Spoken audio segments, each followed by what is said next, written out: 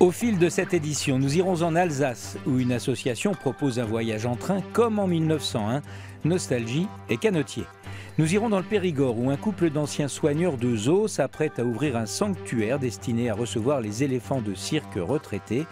Et c'est en Bretagne que nous conduit le premier reportage avec les algues vertes qui colonisent à son tour l'île de Ré.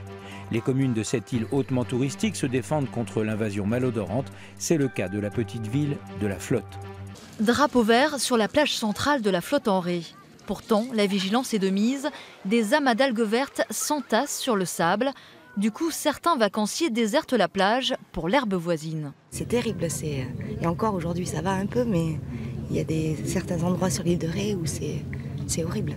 Ça sent très très mauvais. C'est la première année où on a autant d'algues sur la plage. Donc c'est vrai que c'est assez surprenant. D'habitude, c'est tout blanc. Ici, le résultat des marées du week-end. Déjà, certaines algues sont entrées en putréfaction. À l'intérieur, de l'hydrogène sulfuré qui les rend potentiellement dangereuses. J'ai l'impression que c'est des algues toxiques, non? C'est pas ça? A priori, oui. Apparemment, ça dérange personne, mais l'odeur est assez insupportable quand même. On n'a pas ça chez nous à Nantes. Malheureusement, je crois que c'est la pollution quoi, de la Vendée des Deux-Sèvres quoi, qui arrive jusqu'ici, quoi, un genre des produits qu'ils mettent dans l'agriculture. Quoi. C'est les nitrates qui font ça. Mais ouais, c'est pas terrible. Quoi. Comme en Bretagne, les yeux se tournent ici vers le monde agricole, et particulièrement celui des exploitations intensives. Depuis le début de l'été, à la Flotte en Ré, 1000 tonnes de ces algues ont déjà été collectées. Un fléau quotidien qui pourrait menacer à terme les intérêts économiques de la commune.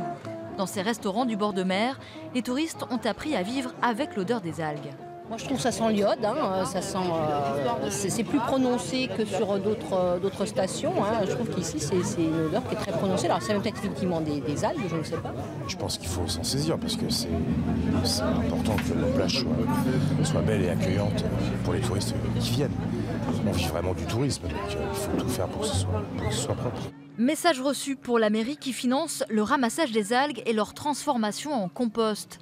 Mais l'addition est lourde pour le contribuable, 60 000 € selon le maire de la commune qui refuse d'en dire plus sur le sujet. Les éléphants aussi ont droit à la retraite. Un couple d'anciens soigneurs d'un zoo belge s'apprête à ouvrir dans le Périgord un sanctuaire pour pachydermes à la retraite. Les autorisations viennent d'arriver. Il faudra attendre le courant de l'an prochain pour voir arriver à leur tour les premiers éléphants.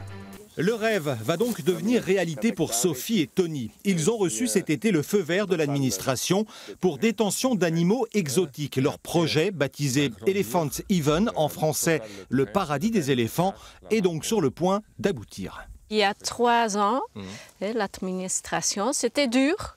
Mais finalement, nous avons l'autorisation d'ouverture et nous sommes très heureux. Maintenant, on peut avancer. Le couple belge a acquis une trentaine d'hectares à Saint-Nicolas-Courbeufy dans le sud de la Haute-Vienne.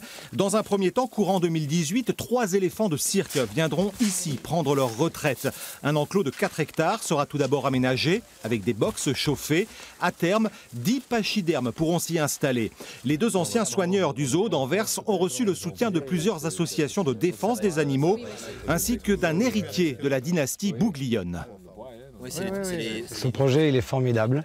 Déjà c'est des pionniers parce que c'est le premier sanctuaire en Europe qui a pour but de recevoir des éléphants à la retraite. Et en plus c'est un projet qui est complémentaire avec le mien, qui rentre parfaitement dans la ligne que j'essaye de développer actuellement. De proposer justement au cirque traditionnel animalier d'aller vers un cirque traditionnel sans animaux. Le projet intéresse également la commune de Saint-Nicolas qui dépend de Bussière-Galant, des éléphants en plein parc régional Périgord-Limousin. C'est bon pour le tourisme. Dans un premier temps, ils vont accueillir des éléphants. Deuxième temps, on pourra accueillir du public. Et vous n'êtes pas sans savoir qu'également, on a un parc aventure à Bussière-Galant qui pourra drainer, le parc aventure pourra drainer les gens ici et vice-versa. C'est une chance très importante pour Bussière-Saint-Nicolas. Mais pour pérenniser le paradis des éléphants, l'association aura besoin de moyens financiers. Les acteurs de ce beau projet lancent donc un appel à des partenaires privés et publics.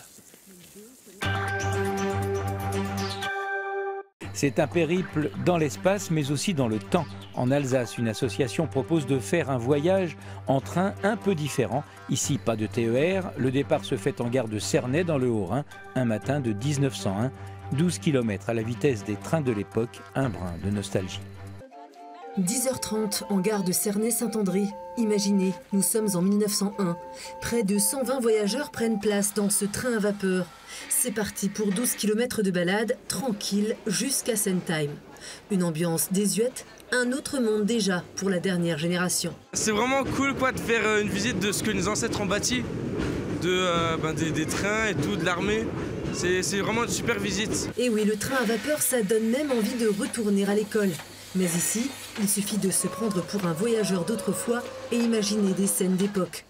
Dans la locomotive, on entre dans le vif du sujet. Élodie est chauffeur, une femme pour alimenter la bête humaine en charbon, impossible en 1901. Aujourd'hui, Élodie adore ça. C'est magique déjà d'une part par la machine à vapeur qui a son côté très très poétique, ça respire, ça bouge, il n'y a pas 2 jours pareils. Un jour elle est de plus mauvaise humeur que l'autre. Et puis il y a tous les moments où on touche une manette, où on touche une marche, un endroit qu'on voit est poli par le temps et où on s'imagine que quelqu'un de l'âge de nos grands-parents, nos arrière-grands-parents, nos arrière-arrière-grands-parents ont pu toucher cet endroit-là. Lucie Hoffmann aurait pu être cette arrière-grand-mère. Bénévole dans l'association Trainture de l'Air Alsace depuis toujours, elle est née avec la passion des trains et aime se prendre au jeu. Je suis en transit en fait entre la gare de Cernay-Saint-André et la gare de Sentheim où normalement des lavandières ont fini de faire mon linge. Donc je vais chercher mon linge propre chez les lavandières à Sentheim. J'espère que ce sera fait à temps. Et les lavandières, on les retrouve en pleine action, à laver plus blanc que blanc. Même les hommes s'y mettent, c'est dire. Des voyages à thème, l'association en organise une dizaine par an. Le prochain sera le train du patrimoine, le 17 septembre.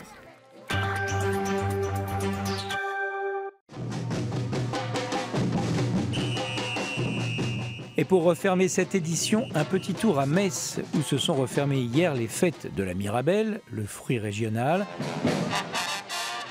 L'événement de cette dernière journée a été le Corso fleuri. Les chars sont souvent une affaire de famille. Alors, donc nous sommes les guerrières de la Lune, un épisode des mangas Sailor Moon. Le thème de cette édition, les étoiles. On essaye un peu d'être tous dans le thème des étoiles, de la Lune et du Soleil.